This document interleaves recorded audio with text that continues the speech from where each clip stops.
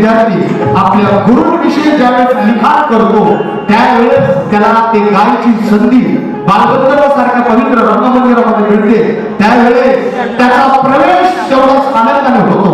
असा प्रवेश चंदन शिवे यानंतर आपल्या गुरुविषयीच्या भावना व्यक्त करणार. जास्त काय शिरोशाही न घेता थेट गाण्याकडे वळतो आणि सांगण्यात खूप मला माझं काय असं भरून येतंय की पहिल्यांदाच असं एवढ्या मोठ्या स्टेजवरती आणि माझे गुरु माझ्या वडिलांसमोर आदरणीय आनंदजी शिंदे यांच्यासमोर मला गायची संधी भेटते हे माझं खूप मोठं भाग्य आहे. नक्कीच लक्ष असावं. थोडक्यात नमवी तो मित्र माता गुरु चरणावर नाता, नमवी तो मित्र माता गुरु चरणावर नाता, गुरु पौर्णिमेच्या शुभदिनी नाही आनंदाचा संपुटी, नाही आनंदाचा संपुटी, नाही आनंदाचा संपुटी.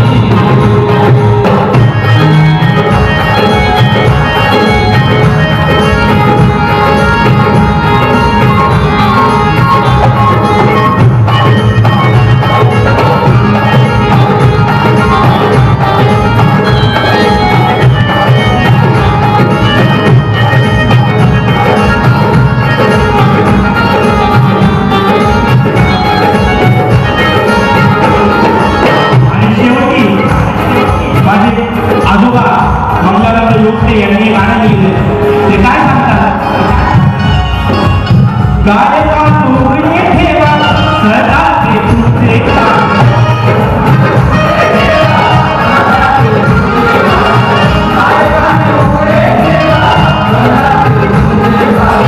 गाडगात नेहमी भिन्न असं काळाचं भाग.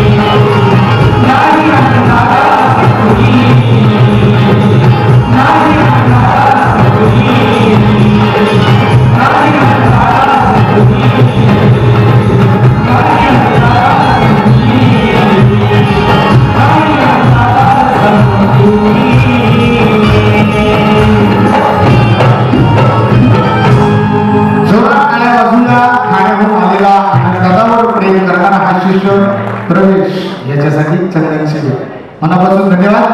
तर अशा प्रकारे या प्रत्येक गाण्याचा आपण मनापासून आनंद घेतात. एका आनंदाने अनेक शिष्यगण ज्यावेळेस तयार केले नव्हे ते झाले. कुणी प्रत्यक्षरित्या आणि अप्रत्यक्षरित्या हे शिष्यत्व नक्कीच पत्करलेलं आहे आणि कुणी एक लवऱ्यासारखी सुद्धा आपली सेवा केलेली आहे. यानंतर अशाच काही गीत संगीताच्या या मैफिलीमध्ये खरं तर संगीत प्रत्येकाच्या आयुष्याचे घटक आहे. सुख दुःखामध्ये हा रसिक प्रत्येक माणूस संगीताची ही बाजू ऐकत असतो. कुणी दुःखात जरी असलं तरी एखादं सुंदर असं गाणं जे थेट हृदयाला भेटणारं असतं. आनंदाचा क्षण जरी असला तरी तेवढंच आनंदाचं गाणं सुद्धा ऐकत असतो. संगीत प्रत्येकाच्या आयुष्यातील एक घटक आहे. संगीताशिवाय माझं आयुष्य अपूर्ण. तुमचं आहे की नाही माहित नाही, हे प्रत्येकाचा एक प्रश्न नक्कीच असतो. आजचा हा क्षण असा आहे की दादांची गाणी ही गाणी फक्त पांढरपेशा वर्गालाच नाही तर सर्वसामान्य खेड्यातल्या रसिकांना सुद्धा नाचायला भाग पाडणारी गाणी आहे. भारतावर सुद्धा ऐकली जाणारी ही गाणी ट्रॅक्टरवर सुद्धा ऐकलेली आहे. शेतात काम करत असताना सुद्धा शेतकरी दादा ऐकलेली आहे. प्रत्येक लोकगीताला मराठी रसिकांनी अगदी मनापासून प्रेम दिलेलं आहे. मग लोकगीत असेल भीम गीत असतील या प्रत्येक गाण्यांवर मराठी रसिकांनी अतोनात प्रेम केलेलं आहे.